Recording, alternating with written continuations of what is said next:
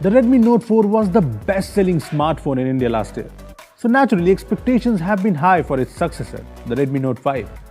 And while the Note 5 is a good upgrade from the Note 4, the Redmi Note 5 Pro is the smartphone that looks like the true successor to the much-loved Redmi Note 4. It's powerful, it has an updated design, it's got some great camera abilities. So yes, it looks like a winner. Now then, let's talk about the Redmi Note 5 Pro. There are two major things I noticed when I first got hands-on with the Redmi Note 5 Pro. Firstly, the 18:9 Full HD Plus 5.99-inch display makes the smartphone look like a high-end phone. Just look at it next to the Mi A1. The Note 5 Pro looks a lot better. It's beautiful. It's not bezel-less, but it looks great and very similar to high-end phones like the Pixel 2 XL or the LG V30. Plus, it helps that the display is great. It's sharp, the colors look nice, and the brightness is good enough for outdoors. I really like the display on the Note 5. Okay, so moving on to the second major design change. Well, it's the camera setup on the back.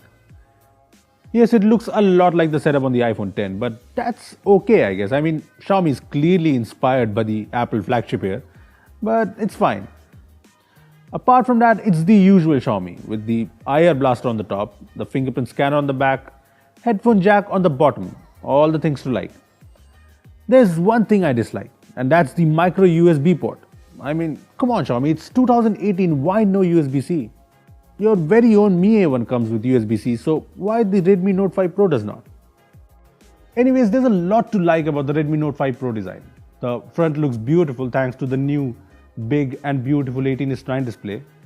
The back with its iPhone-like camera setup is fine, but I kind of like it. I like the back of the device. The curves make holding the phone really comfortable. Yes, it's a metal build, but it's surprisingly not so slippery. Also, another thing I like are the buttons. They are just so tactile. So yes, at its price, the Redmi Note 5 Pro has an almost perfect design. Yes, USB-C would have made things perfect from almost perfect, but with Xiaomi packing almost everything in this device, I guess I can just move on. Moving on to the highlight of the Redmi Note 5 Pro, the camera. Let's talk specs first. The back features a 12 megapixel f2.2 plus 5 megapixel f2.0 dual camera setup with a dual LED flash. Here are some photos we took from the Redmi Note 5 Pro. As you can see, the camera at times takes some great shots with good colors and details. But a lot of times the camera fails to judge the white balance right or just produces photos with washed out colors. And that may be because our review unit has a nightly build of MIUI 9. Anyways, the same problem persists in low light photos as well. Some are good, some are bad. It's strange. I took a few comparing shots with the Mi A1 and I certainly like the photos from the Mi A1 more. Thanks to the dual camera setup on the back, the Redmi Note 5 Pro comes with the portrait mode too, but right now the portrait mode is a bit of a hit and miss. Well, mostly miss. The photos just don't look as good as the portrait mode photos from the Mi A1, which again is strange because both the phones are from Xiaomi. Moving on to video recording, the Redmi Note 5 Pro is the first Redmi phone to pack any sort of stabilization. The 5 Pro has the EIS here and the videos captured are stable. But apart from the stability, the video quality is pretty average. Also, there's no 4K recording, which Xiaomi says is coming in a future update. Well, overall the camera performance on the Redmi Note 5 Pro is average. I think the word inconsistent seems apt, but I really think this camera is capable. I honestly believe that the subpar performance is due to the beta nature of MIUI 9 on our review unit. Anyways, moving on to the front. The Redmi Note 5 Pro packs in a very powerful front camera. A 20 megapixel f2.2 camera with an LED flash. Yes, a massive 20 megapixel camera on the front. Here are some selfies we took. Yes, most of the selfies are very detailed, and thanks to the auto HDR, the 20 megapixel camera does a pretty good job. Plus, the front camera has a portrait mode. Just like the Pixel 2, the Note 5 Pro uses AI for portrait selfies. Well, the portrait selfies we took from the Redmi Note 5 Pro were rather average. I mean, the results were mixed. Some are good, like really good, like this one, while some are okayish, like this one. I think the pre-release software is to blame again. Because at the launch, Xiaomi said that the Redmi Note 5 Pro's portrait selfies are better than the portrait selfies taken from the Pixel 2 and the iPhone 10. Now that is one bold claim. Well, right now that claim does not really match up, but we'll be testing out the Note 5 Pro's portrait selfies against the portrait selfies from the Pixel 2 and the iPhone 10. So I guess we'll find out. Another big upgrade in the Redmi Note 5 Pro is the processor. The Redmi Note 5 Pro is the first smartphone in the world to come with the Snapdragon 636, which should really please fans because the Snapdragon 625 in the Redmi Note 4 was kind of disappointing because the Redmi Note 3 came with a Snapdragon 650 processor. The octa-core Snapdragon 636 is only the second chipset outside the flagship 800 series to feature Qualcomm's own custom Cryo CPU cores. And well, quite expectedly, the performance is top-notch. Using multiple apps, switching between apps, extensive games, basically no matter what, the phone handles everything like a champ. I just haven't encountered any lag or stutter with the device so far.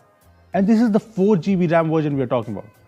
Honestly, this is one of the fastest Xiaomi phones I've ever used. And I've used the Mi Mix 2, the Mi 6, and this phone is right up there when it comes to performance.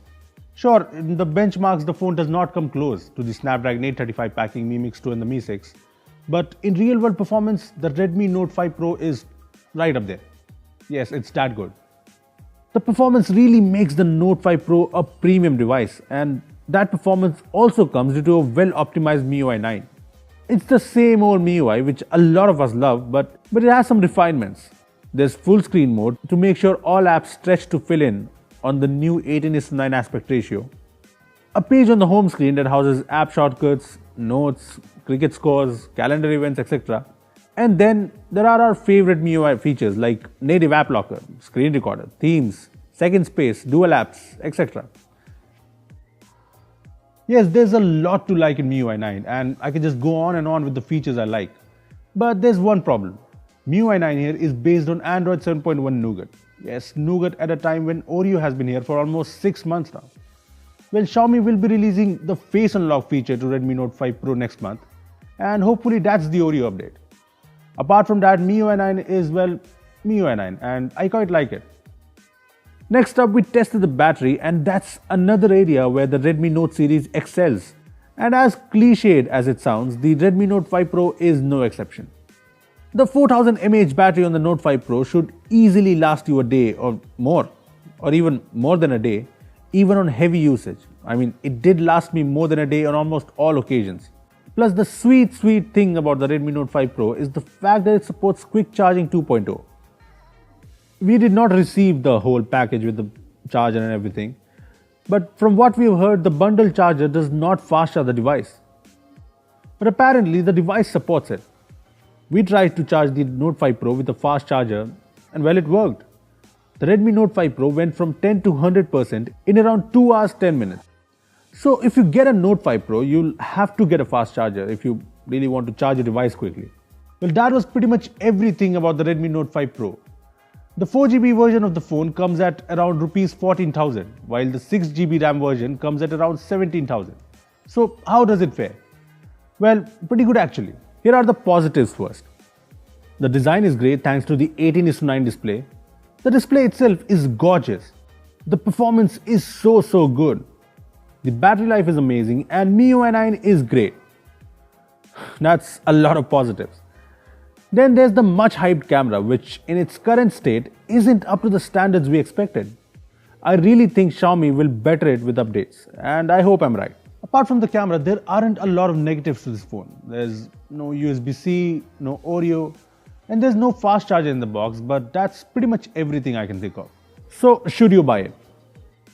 Well, at this price, the phone competes with the company's very own Mi A1. And honestly, the Mi A1 is still a good buy for someone looking for the stock Android experience with a capable camera. But the Snapdragon 625 just feels a little outdated now. But if you're okay with MIUI and you can trust Xiaomi to improve the cameras, you can buy the Redmi Note 5 Pro without a doubt. It has a better design, better performance and more features. There's also the Moto G5s Plus and the Honor 7X. But honestly, the Moto phone and the Honor phone can't really match up to the Note 5 Pro. So there you have it. The Redmi Note 5 Pro is really the true blue successor to the much loved Redmi Note 4. And I think it will be the budget phone to beat in 2018. And if Xiaomi manages to improve the camera performance, it will be really tough to beat the Note 5 Pro. That's how good it is. Well, that was our Redmi Note 5 Pro review. What do you think? Will you be buying this phone? Let us know in the comment section below. Also, give this video a thumbs up and share it with your friends who are planning to buy the Redmi Note 5 Pro. Lastly, subscribe to our channel for more amazing tech videos. Well, that's me signing off. Thanks for watching.